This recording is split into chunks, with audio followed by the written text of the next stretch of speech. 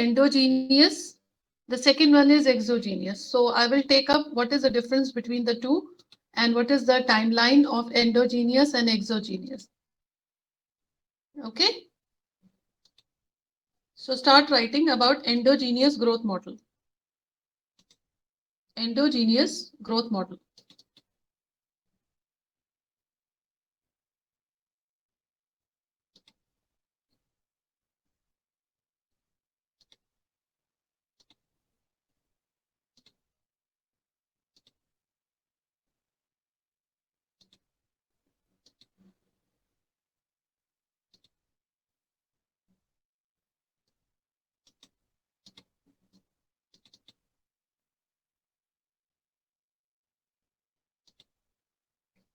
The neoclassical growth model, I'll turn on my video 5 seconds. The neoclassical growth model was constructed in 1950s. The neoclassical growth model was constructed in 1950s.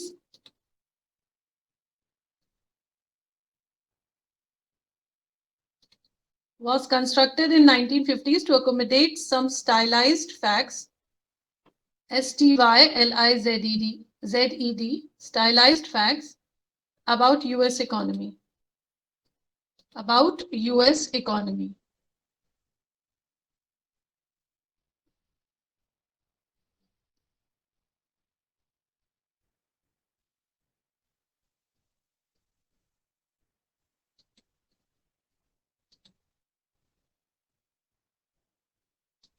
About US economy.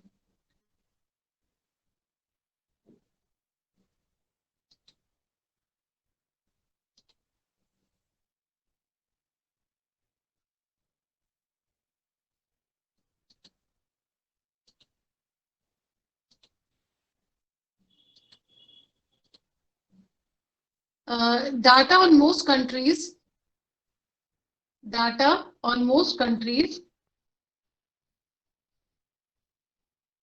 are available from 1960s. Data from most countries are available from 1960s.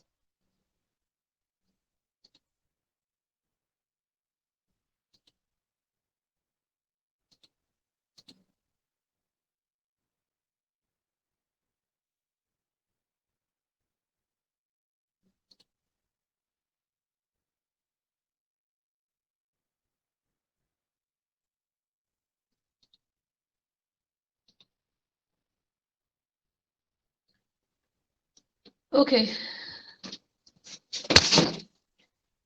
As you can see on these slides, it is found that a number of predictions of the simplest version of the neoclassical model are inconsistent with the evidence.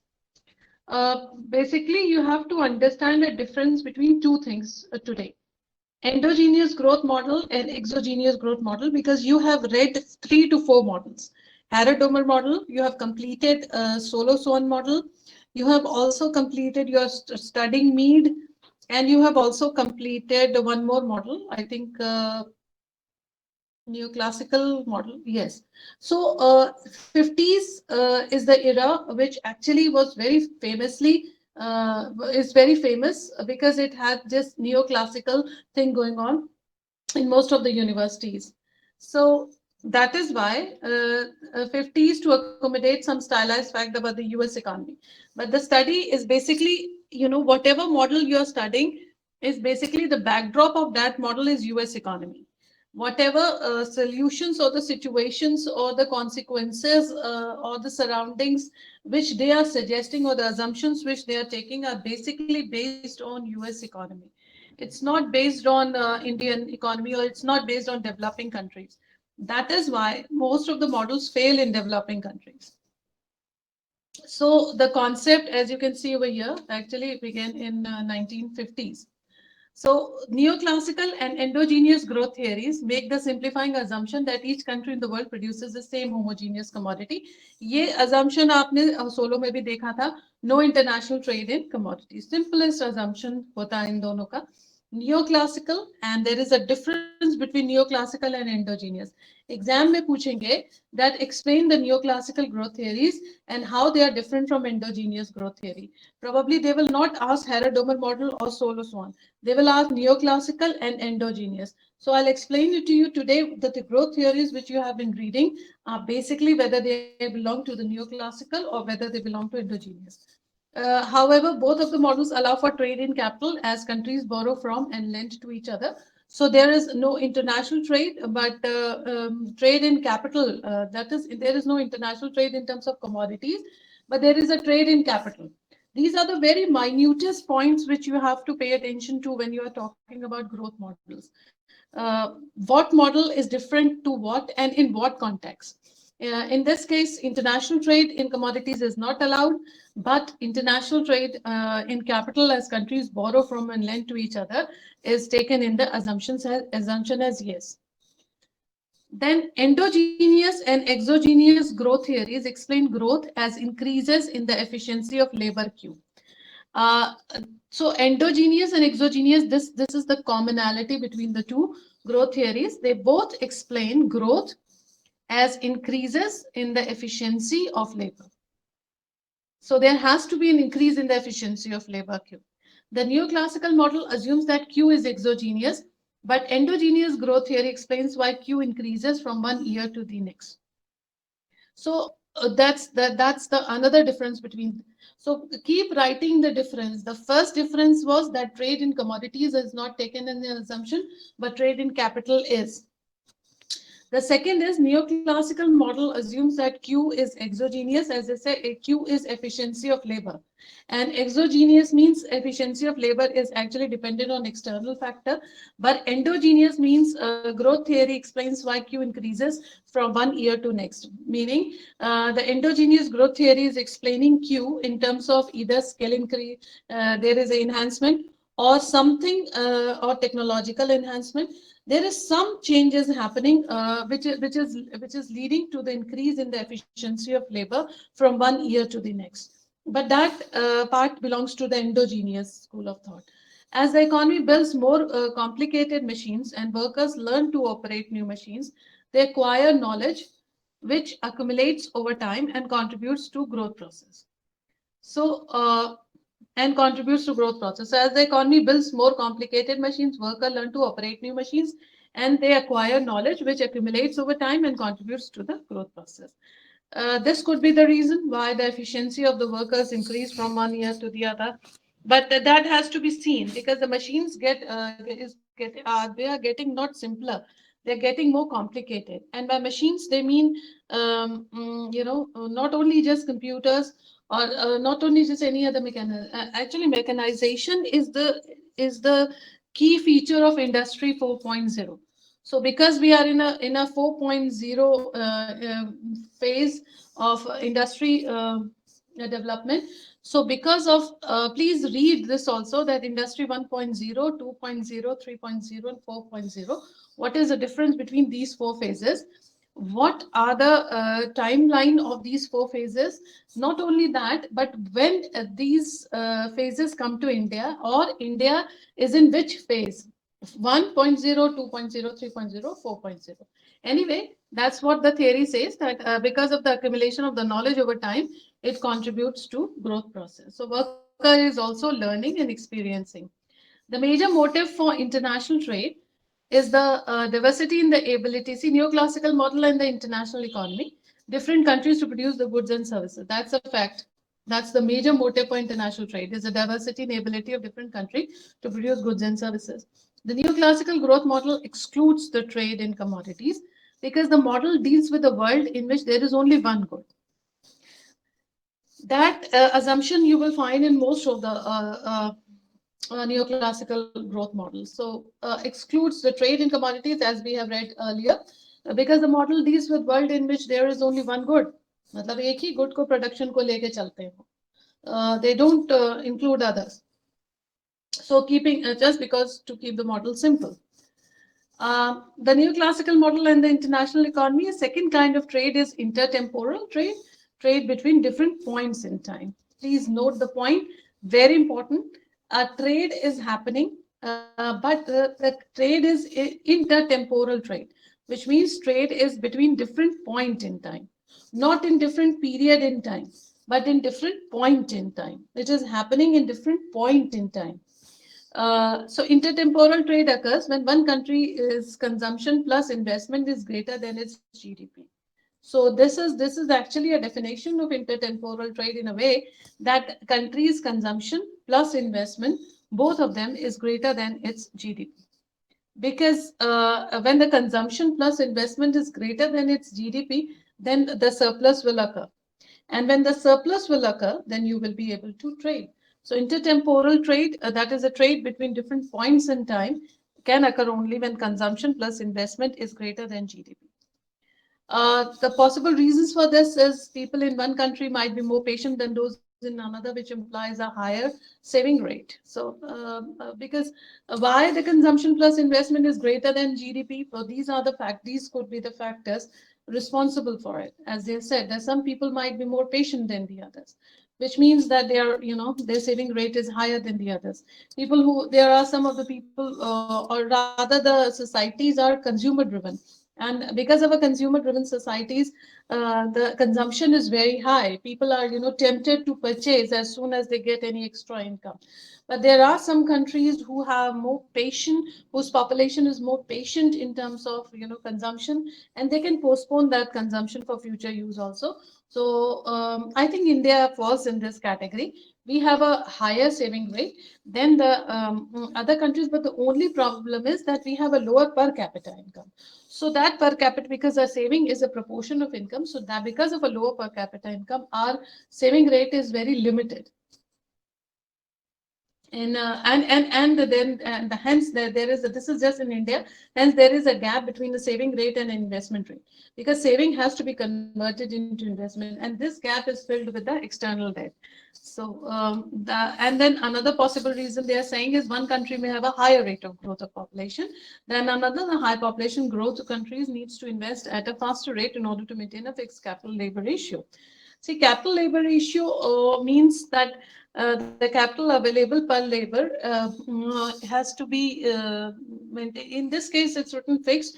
In order to maintain a fixed capital labor ratio, the high population growth country needs to invest at a faster rate. That's what they're saying. That is, the capital availability per labor has to increase, and they have to, invest at a faster rate, much faster rate than they are doing at present. So one country, then the other reason is one country is richer than the other. Different countries may use different production function, although this is not the case, because more or less everybody uses the same production function. Because if you remember, there are 5 types of production function, not just one or two. There are, in fact, 6 types of production function. Can anybody name these production function? कोई भी एक production function बताइए. I'm saying there are 6 types of production function. Do you know types of production function? Anybody? Cobb Douglas and Cobb Douglas production function is of degree is a homogeneous degree 1.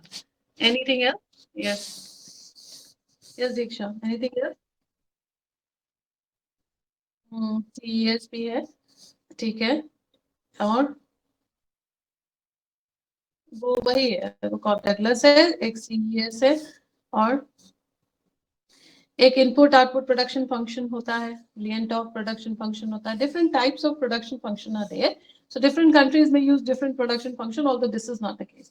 So remember what you're studying in neoclassical. I'll go back and can show you. Remember the intertemporal trade concept. Remember that intertemporal trade occurs when one country consumption plus investment greater than GDP, and these are the factors we are discussing. So the first one is which implies a higher saving ratio. The second one is implying that a higher rate of growth rate of a population than the other. What they are trying to imply with this is the high population growth country needs to invest at a faster rate, and so they might, be able to maintain a fixed capital ratio, and then labor ratio, and then there is a richer country. The one country is richer than the other, as simple as that. So, neoclassical model, and we model the world as a collection of country, each of which produces the same homogeneous commodity using the same production function. That this nothing can be simpler than this assumption. Now, the assumption of the neoclassical is that everybody is producing the same homogeneous commodity and using the same production function also.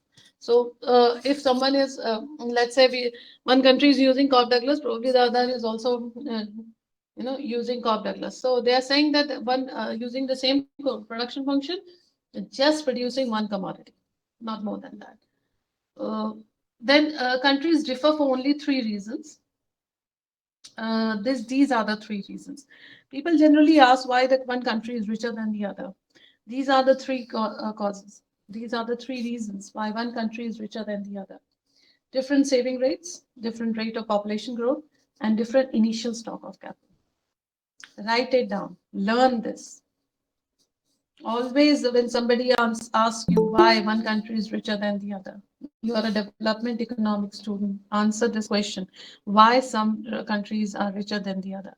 Then the answer lies in not that because one country have a different leader and the other has a different leader. No, the answers are not with the leaders or the politicians or the parties, political parties. The answer lies here. This is the fact. So different saving rates, different rate of population growth, and different initial stock of capital. Did you get that? लिख लीजिएगा इन सब चीजों को.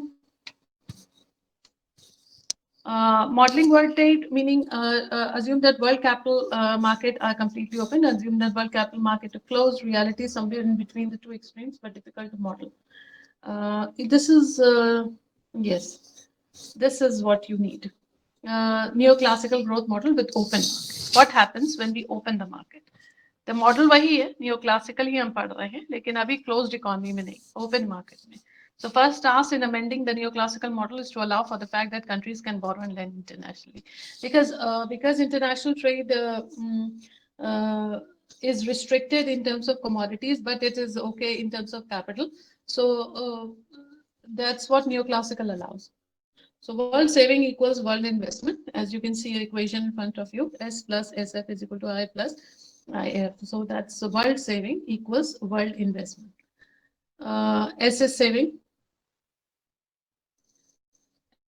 and I is investment. Domestic saving in each of these countries is very close to domestic investment. And this is foreign saving and foreign investment. So F stands for foreign, and then there is a domestic. The neoclassical model cannot explain. This gives us a question, the assumption of the theory. Now, domestic saving in each of these countries is very close to domestic investment. That is generally the fact of developed countries, that their domestic saving are equal to their domestic investment. They are able to convert it, more or less.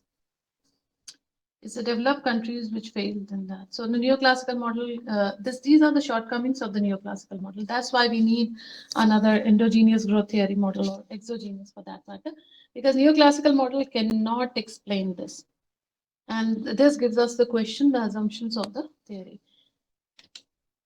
Neoclassical growth model. A second implication of the neoclassical model is that investment in a perfect capital market should flow freely between countries to equalize the interest. Another important point: investment in a perfect capital market should flow freely between countries to equalize the interest. So the interest rates are generally different in different countries, and a charge at a different rate. That means entrepreneur.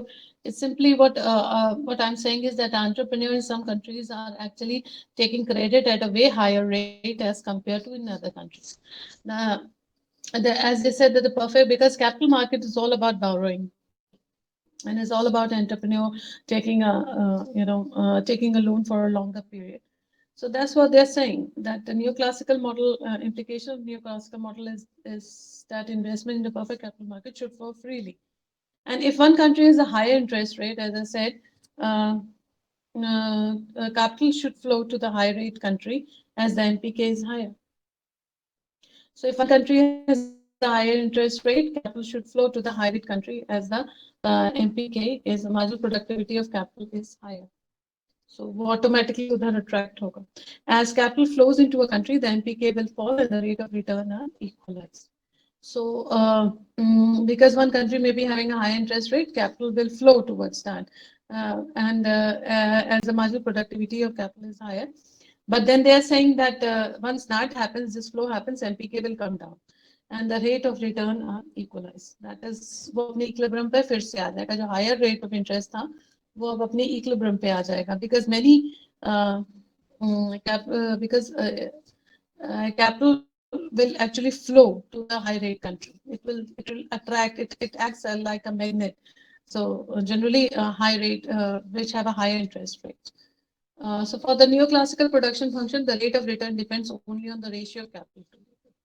ये बिल्कुल लिख लीजिए इसको learn कर लीजिए capital labor ratio. Rate of return depends only on the ratio of capital to labor. If the rate of return is equal in different countries, the capital labor ratio must also be equal. So अगर rate of return equal है तो फिर capital labor ratio भी equal होगा. So NPK is equal to, as I said, alpha A, K upon NQ, and this is just a function they have given. और NPK एक domestic है, एक foreign है. दोनों लिख लीजिए.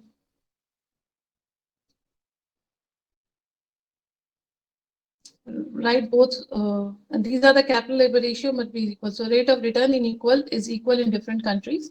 The capital labor ratio must also be equal.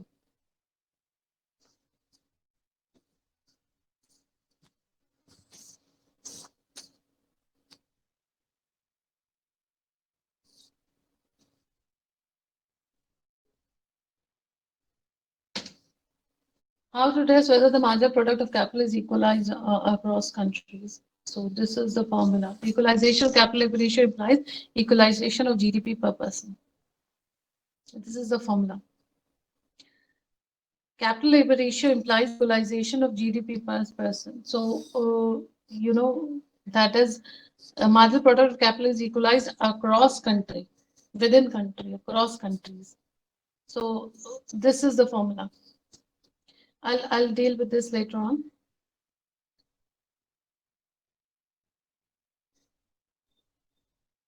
See, it's written over here.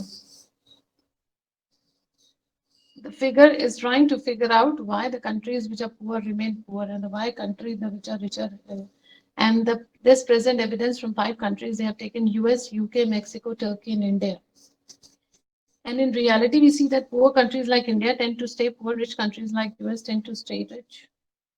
This gap might never be filled. This gap might never be filled. So this is 5 countries, GDP per person relative to US GDP per person for selection of 5 countries. Take a look. It's in front of you. Where is India? Where is India? In the lower bottom. India, and then Turkey, and then Mexico, and then UK, and then United States. This is the gap, GDP per person as a percentage of US GDP per person, and then there is a time. So GDP per person as a percentage of US GDP per person is in India, it's between 0 to 20. And as the time has gone by, which means 60s, 65, 70s, 75, 80s, 85, 90, whatever era we are, whatever decade we are taking, this is actually in a 5-5 year graph. As you can see, India has remained absolutely flat till 90s. There was no increase, there was no fluctuation. In fact, in some cases, it has gone down. In 65, it has gone down. So GDP per person as a percentage of US GDP per person has gone down if you do the comparison. But look at Mexico during 80s. And due to oil surge, there was a crude oil that was found in Mexico, and Mexico had a very good 10 years. And after that, the recession is set in because of the wrong policies. But Mexico has a very good success story to tell, which during 80s. Even United Kingdom, you can see, has actually accelerated a little bit after 85. This is all in comparison to USA. Evidence suggests that capital does not flow freely between countries. Can a different version of the neoclassical model, zero capital mobility, explain the effect? So, what they are saying is, although we are saying that there is a free flow of capital, it does not happen in reality. Um, zero capital mobility भी हो सकती है. Consider two countries that are different in only one aspect, the saving rate. तो उसमें SYT is equal to SAK alpha and time period T. तो labor efficiency is multiplied by N and 1 minus alpha. That side they have taken K T plus 1 minus 1 minus. अच्छा, this particular sign is of depreciation. So what they have taken is एक साल का लिया SYT पे current year का लिया और KT plus 1 में नेक्स्ट ईयर का लिया. So capital different in one aspect, that is a saving rate. एक में saving rate is a proportion of technology, that is A and के. और जो कन्वर्ट हो रहा है इन्वेस्टमेंट में, वो ये कह रहे हैं कि वो सारा नहीं होता है, उसमें से डेप्रिसिएशन कॉस्ट भी निकाली जाती है. तो डेप्रिसिएशन हटा के जो बचेगा वो इन्वेस्टमेंट होगा. So this is the saving rate that are different in only one aspect, the saving rate. तो ये एक कंट्री है. So if we let GE represent the growth rate of labor in efficiency unit, the steady state value of capital per efficiency unit of labor is this, which depends on the four factors: the saving rate, the depreciation, the growth rate of labor in efficiency unit, and the capital elasticity of output. So write down this thing. वो वाला open model था, अब closed model है ये.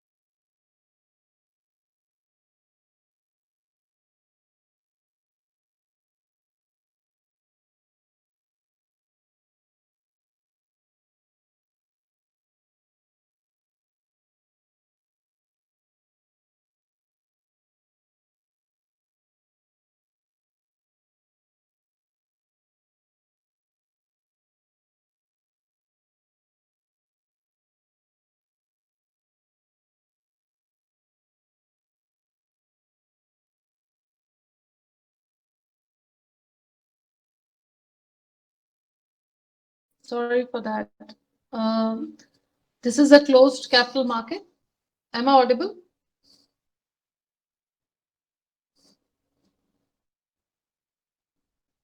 Okay. This is वो वाले open थी, ये क्लोज्ड है. इसमें आगे मैं नहीं जाऊंगी, इसमें बस इन फैक्टर्स को लिख लीजिए जो आपके लिए इंपॉर्टेंट है. Factors, state value of capital पर efficiency unit of labour is dependent on these factors: saving rate, depreciation rate, growth rate of labor in efficiency unit, and the capital elasticity of output. So ये चार factors लिख लीजिए. Capital पर efficiency unit of labour के लिए जरूरी है. Saving rate, depreciation rate, growth rate of labor inefficiency, and the capital elasticity of output.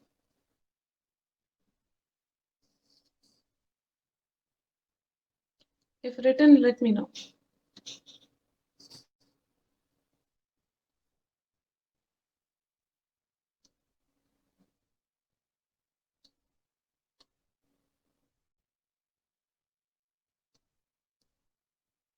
Written?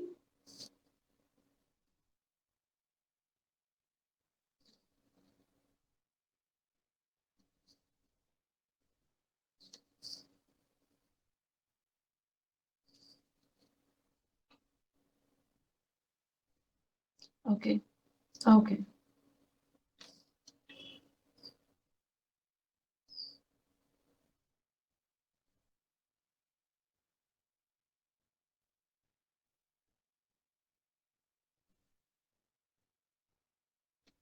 Yes, this is another important thing which you should know. What do you mean by the term convergence?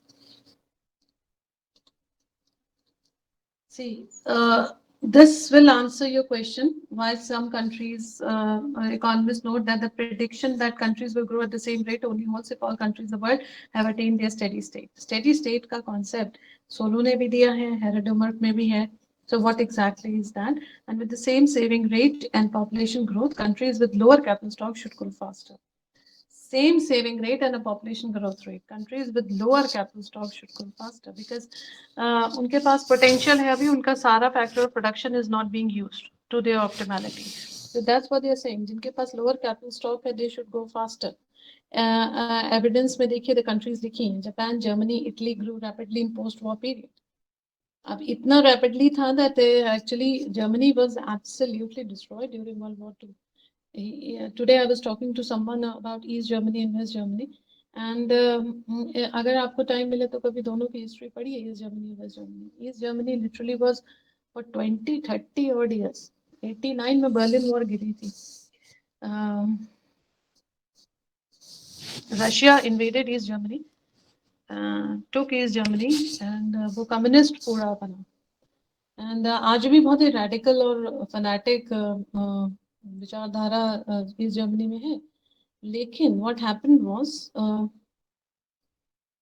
World war के बाद 89 में as I said 60s में बनी थी Berlin wall और world war sorry 89 में the Berlin wall was collapse उसके हटने के बाद ईस्ट जर्मनी और वेस्ट जर्मनी में अभी भी बहुत स्टार्क डिफरेंसेस हैं although they are saying कि उसको पूरा नाम कह रहे हैं that Germany has grown rapidly but अभी भी वो difference है because West Germany was capitalization but East Germany was under ruling under Russia and so socialism and वही वो communism पूरा तो Japan, Germany, and Italy did grow rapidly in the post-war period, which is a fact. And this idea is called reconstruction hypothesis, as you can see. This is a reconstruction hypothesis. Reconstruction hypothesis means even if the economy goes into the shackles, nothing like Japan and Germany. Germany and Japan is one of the best examples. Germany has faced what kind of war we all know. The atomic bomb actually not only destroyed millions of lives, but destroyed economy as well. Not to mention infrastructure. But Japan came out winner, so did Germany. So how did they do that? What happened there? So the answer lies in all those four factors which you have been writing. Saving rate, the answer lies in population growth, answer lies in capital stock, and answer lies in output elasticity. So this idea is known as reconstruction hypothesis. It seems that the economies which go into recession, or not only just recession, absolutely crumbles, have the ability to come out of it, but then they require an adequate factors. So second way test whether countries with low level of GDP per person grow faster. तो आपके पास दो ये case study के material हो सकते हैं. Countries with the same saving rate and population growth with the lower per capita should grow faster. एक ये hypothesis हो सकता है. चार पांच कंट्रीज को लेके ये हाइपोथेसिस हो सकता है. एक हाइपोथेसिस ये हो सकता है whether countries with low level of GDP per person grow faster. ये कन्वर्जेंस हाइपोथेसिस होता है. वो वाला पीछे वाला रिकंस्ट्रक्शन हाइपोथेसिस था. As you can see, it's a reconstruction hypothesis. This is a convergence hypothesis. So most studies conclude that this hypothesis does not hold across all the countries of the world.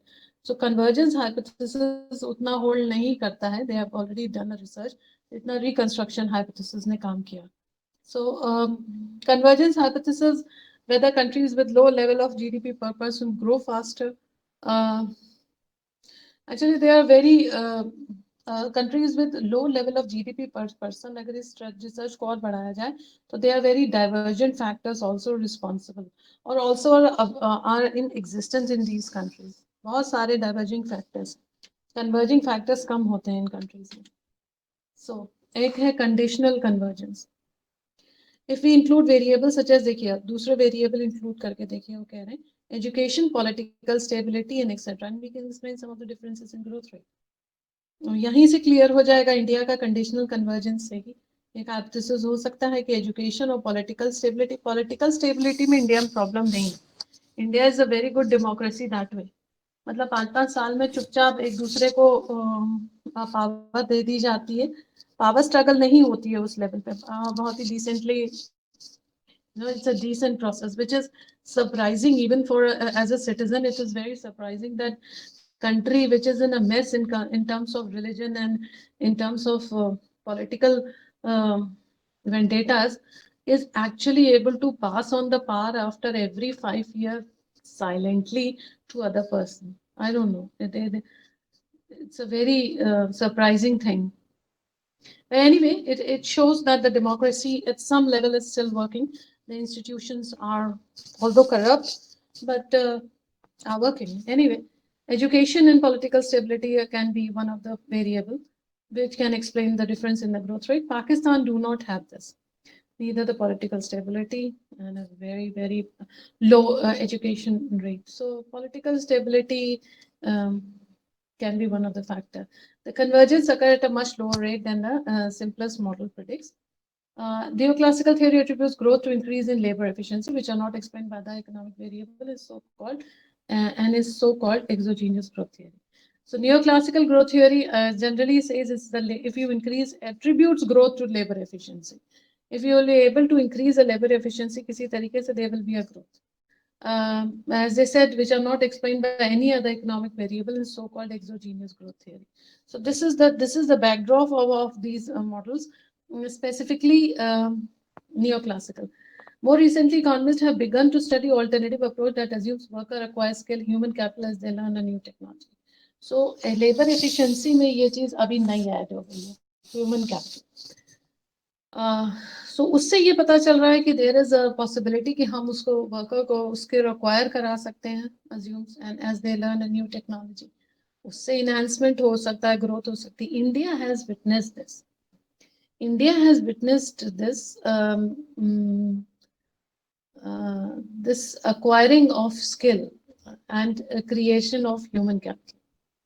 मतलब mobile capital या movable capital या immovable capital का India में question mark है, but human capital as they learn a new technology, इस वाले में India could do better. The accumulation of human capital is responsible for growth in GDP per person. This is endogenous growth here. Is responsible for growth in GDP. So endogenous, that means internal. अब internally आप growth कैसे करेंगे? तो labour efficiency बढ़ेगी, उससे growth होगी. Neoclassical accumulation of human capital is responsible for growth, not labor efficiency. Accumulation of human capital, this is known as endogenous growth theory. तो कोई भी growth theory जो आपसे कहे कि accumulation of human capital can lead to growth या इस variable को इस्तेमाल करे, तो वो endogenous growth theory होगी.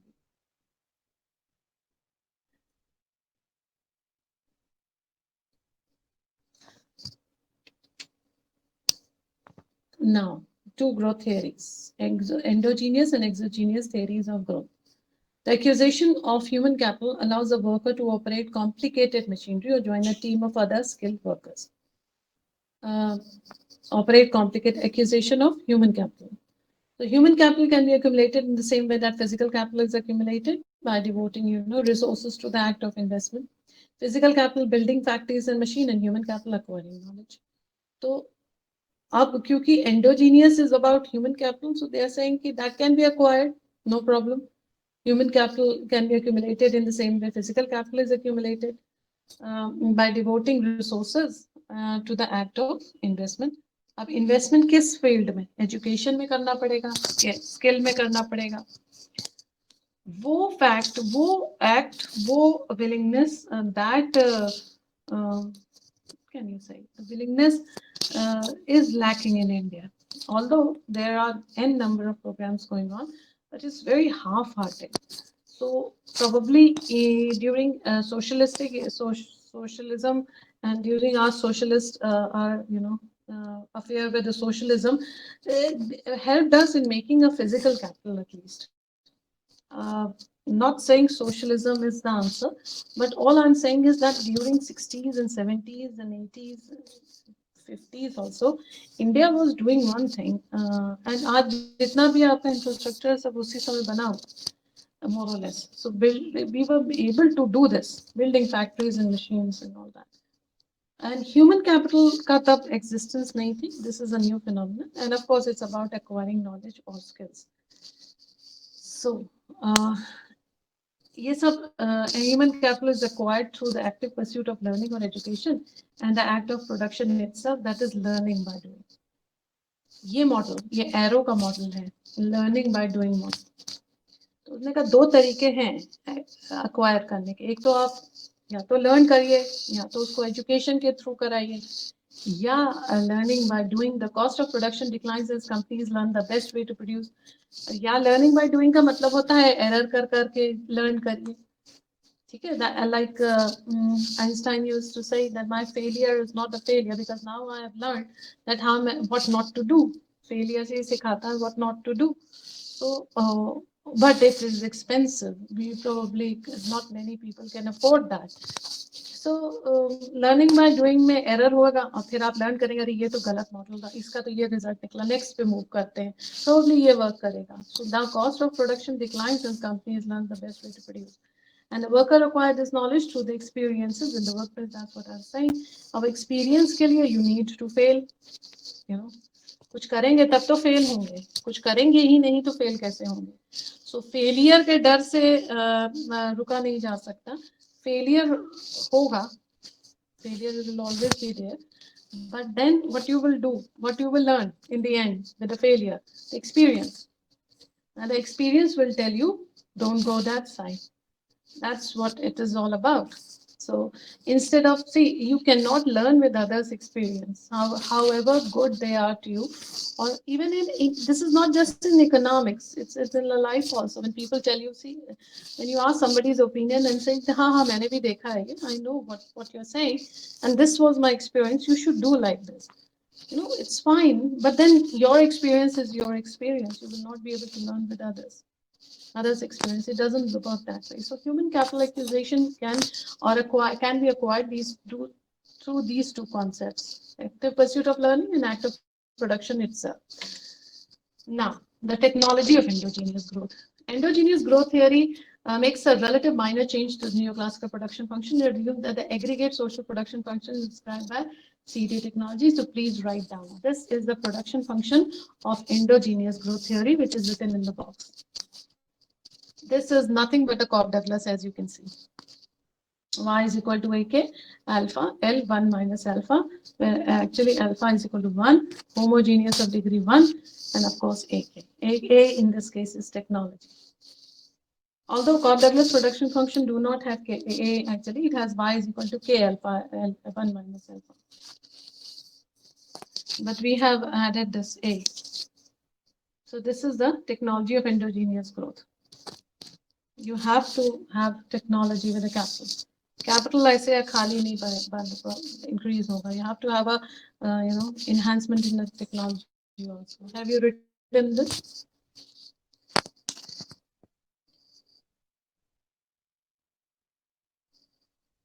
Tell me if you have written the formula.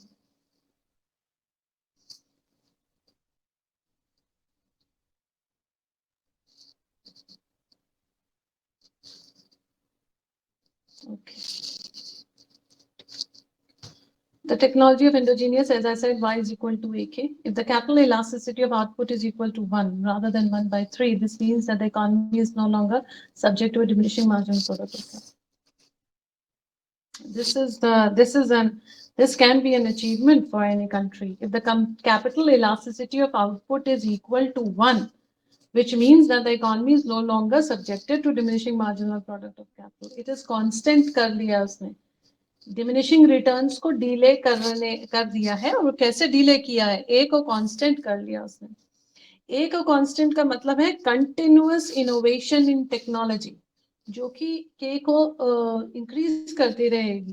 Capital stock आपका इंक्रीज होता रहेगा. So if the capital elasticity of output is equal to 1, then that means no diminishing rate marginal product of capital.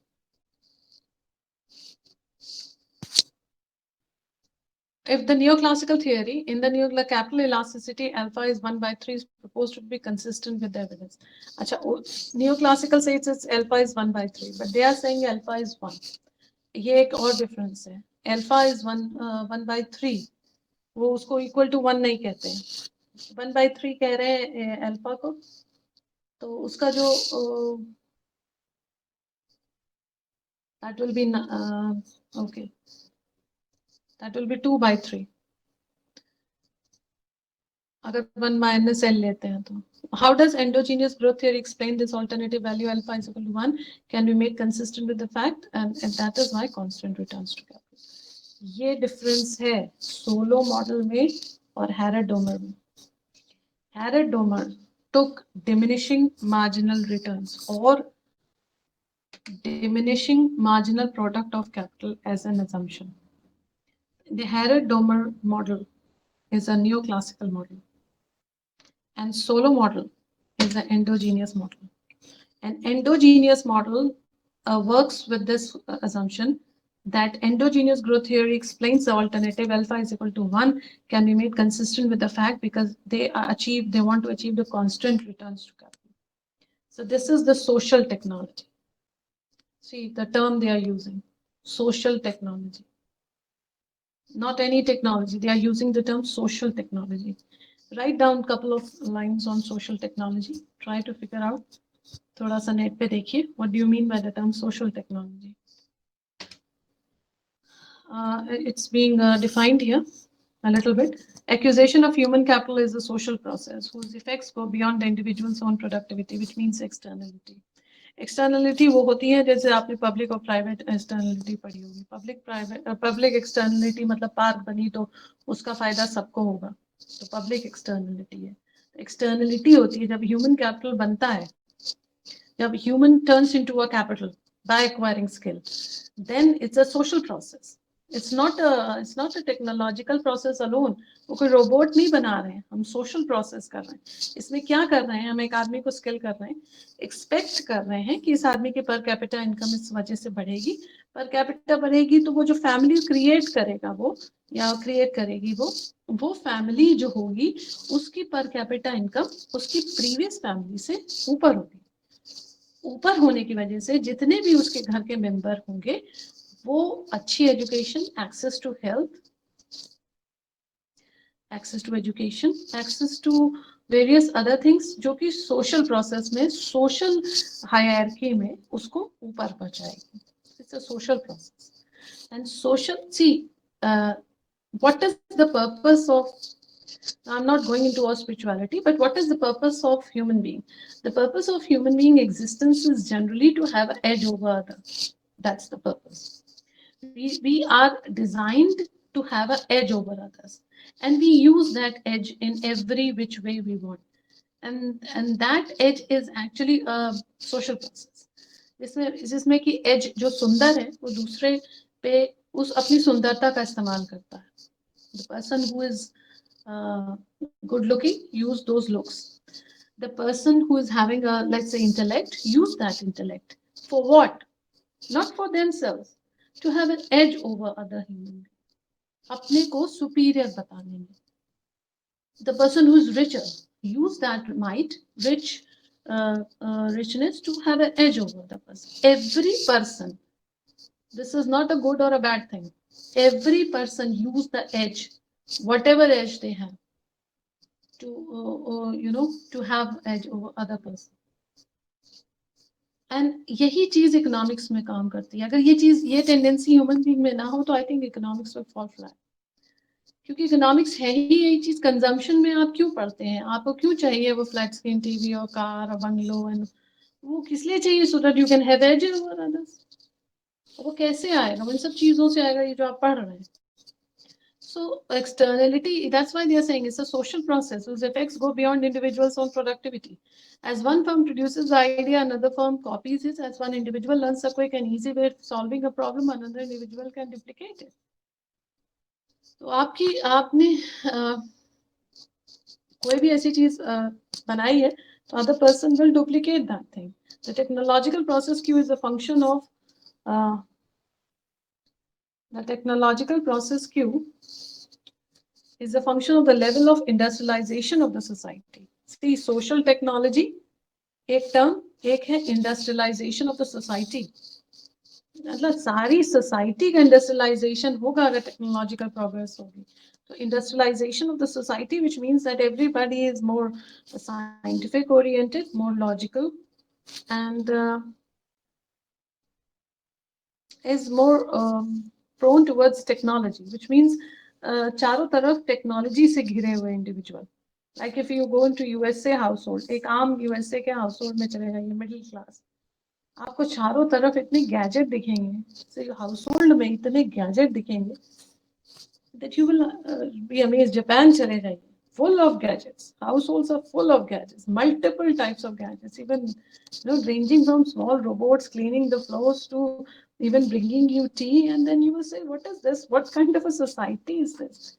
That kind of a society is known as industrialization of the society. Society ऐसी हो गई जो gadget के बिना नहीं रहती है. Gadgets are very important part of this. So social and private technology, इस तरीके से social technology. Suppose an economy consists of n firm and each firm produces output using a private technology that is identical that in the neoclassical growth model.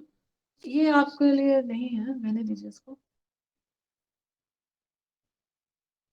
हाँ, externality क्या होती है? As worker learn to use a new technology in one firm, they acquire skill that can be transferred to another firm. The learning was acquired from the worker exposure to ideas over the course of their work history. The degree of exposure grows with the social acquisition of capital, which is almost free.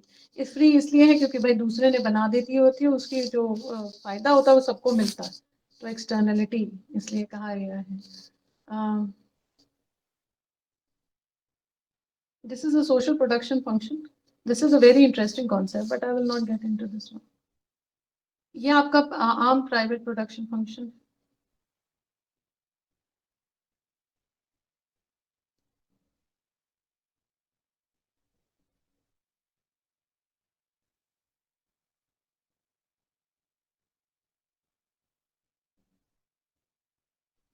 I think you should make this diagram. This is the endogenous growth का diagram.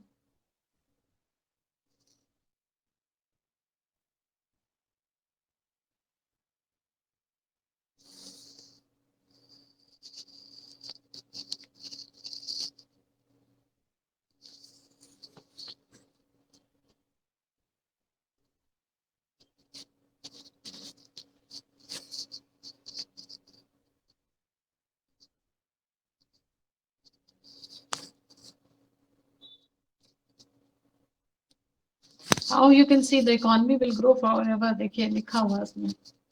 इस तरीके के trend आएंगे कि economy can grow forever. Endogenous growth model ये बताती है. Using all these variables which are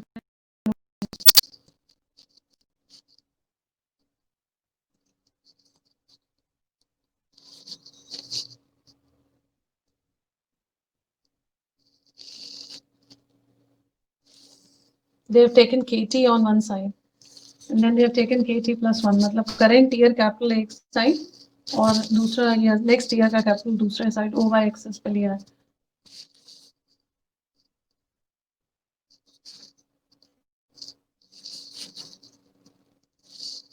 Let me know when it's done.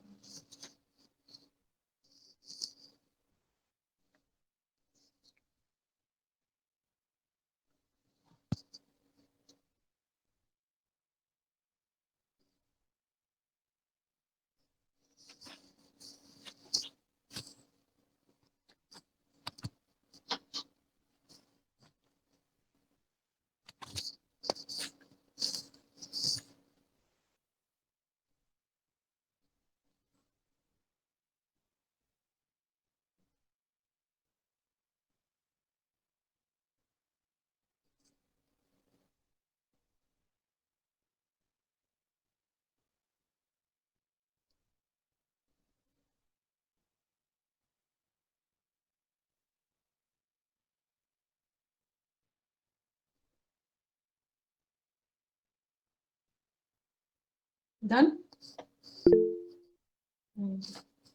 Okay.